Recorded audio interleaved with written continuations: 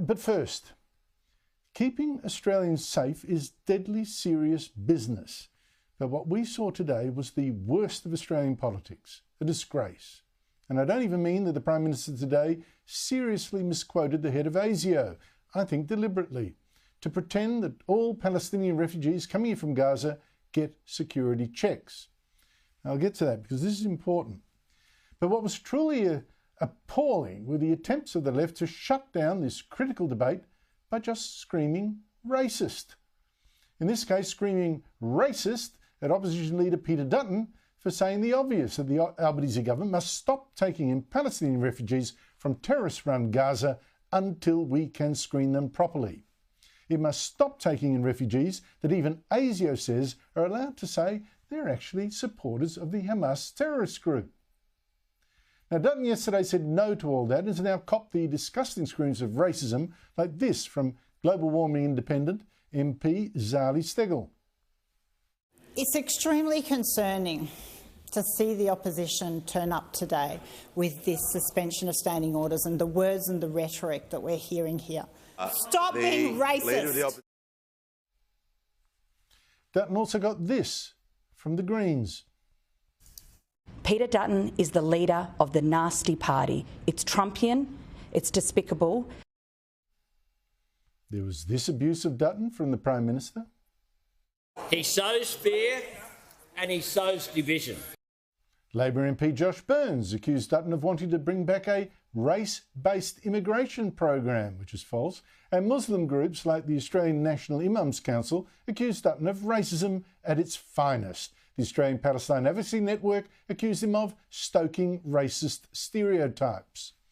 Now, before I show you how reckless these attacks are, before I show you the Prime Minister has in fact lied to Parliament about what checks he is doing, that racism smear. What race is Dutton supposed to be insulting? Palestinians, if that's a race? But he doesn't actually want a ban on Palestinians. Not Palestinians from Israel or from Jordan or from Lebanon or from America or from anywhere else in the world that has proper records we can check with officials on the ground. So where's the racism? And if Dutton is so racist, why did he let in 12,000 refugees from Syria and Iraq when he was Immigration Minister? And what Dutton wants is a temporary ban on taking refugees from just Gaza after the government and ASIO this week admitted some crucial things. They cannot properly screen the refugees, they can't interview people in Gaza, and they let in even people who say they support Hamas, as the ASIO boss himself admits. If it's just rhetorical support and they don't have an ideology or support for a violent extremism ideology, then that's not a problem. So the Prime Minister actually lied to Parliament yesterday when he said, well, he's doing exactly the same checks the Coalition did on refugees it took from the Middle East when it was in government. Yesterday, the Prime Minister said he was running exactly the same process in granting visas to those in the Gaza war zone as the previous government did when accepting people from Syria and Afghanistan. As the Prime Minister knows, that is not what happened under our government, where people were removed to third-party countries, attended face-to-face interviews, and some visas took up to 12 months to process. Will the Prime Minister apologise for misleading the House? We take the same advice from the same security agencies, even the same security personnel as the previous government. Now, we have confidence in our security agencies. If those opposite don't have confidence in those security agencies, they should say so. Same ASIO, but not same checks. In fact, those Syrian refugees Dutton let in as Immigration Minister went through security checks before arriving in Australia, including checking biometric data with security agencies, not just here, but overseas, plus interviews with Australian officials. That's not being done for the nearly 3,000 Palestinians the government has given visas to. And they're from a territory run by Hamas, where a Palestinian university poll this year said half supported the Hamas terrorist attack last October, when 1,200 Israelis were slaughtered, women were raped, men beheaded, and even children kidnapped. Now, it got even worse from the Prime Minister today. He actually misquoted that same ASIO boss, Mike Burgess, to imply that all these refugees were being checked by ASIO. But Burgess didn't say that. Here is what the ASIO chief actually said on Sunday, that ASIO checked only the Palestinian refugees that the Immigration Department asked it to. If they've been issued a visa, they've gone through the process. Part of that visa process is where criteria hit. Right. They're referred to my organisation and ASIO does its thing. But this is how the Prime Minister misquoted exactly that passage in Parliament, leaving out the bit in the middle about being called in only when criteria had been hit, to falsely imply that all refugees were checked by ASIO. I'll refer to what the ASIO Director General himself has said. If they've been issued a visa, they've gone through the process. They're referred to my organisation and ASIO does its thing. It's a direct quote. Albanese was even reading from a paper. There's no excuse. Peter Dutton called them out, but Albanese still wouldn't apologise, which is an extraordinary breach of protocol.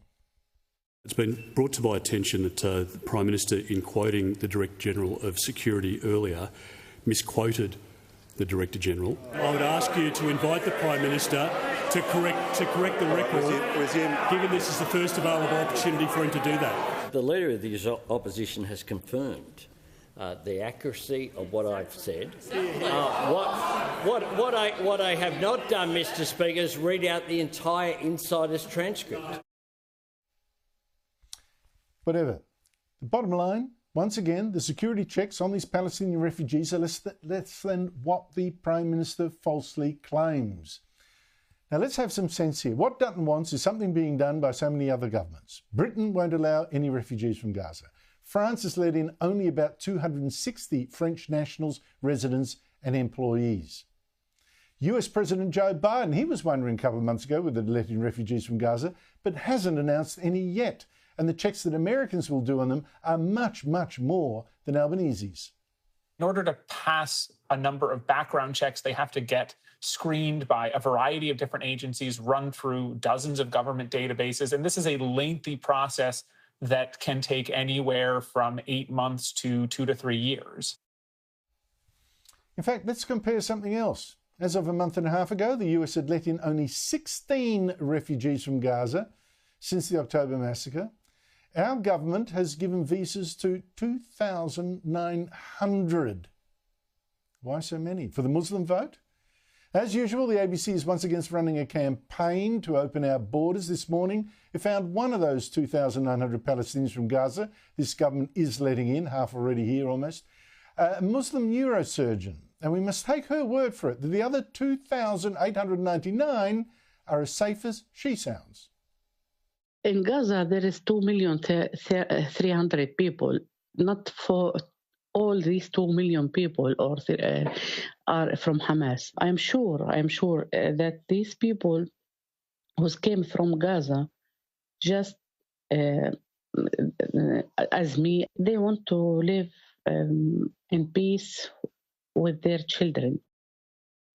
No, they're not all from Hamas.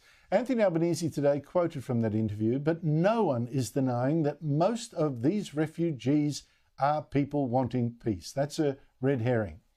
It's not the issue. The issue is that it only takes one or two who are radical to cause us massive harm. And that would then put our Muslim community under even more scrutiny. So if you want to help Muslims here, you must back proper security tests of refugees. And you know who gets this? Even some of the people in the very Muslim area of Sydney that our reporter Julia Bradley interviewed today. Peter Dutton's comment is absolutely disgusting. We're all human beings at the end of the day, and not all Palestinians are terrorists. I think it's not fair because they are in like war there. How come they will check them before they come here? They've been ordered through a lot. They need to allow them to come in without security. You need to be very careful when choosing the people's entering to the Australia. Yes, you need to be more careful when entering the peoples from the Palestine. That's good. They go check security check, then they're allowed to bring in there. It's good. When I came to Australia, I did an interview. Of course. So some do get it, even there. Proper checks, just proper checks of people coming in from Gaza. I mean, how hard is it? Why doesn't the Albanese government get it too?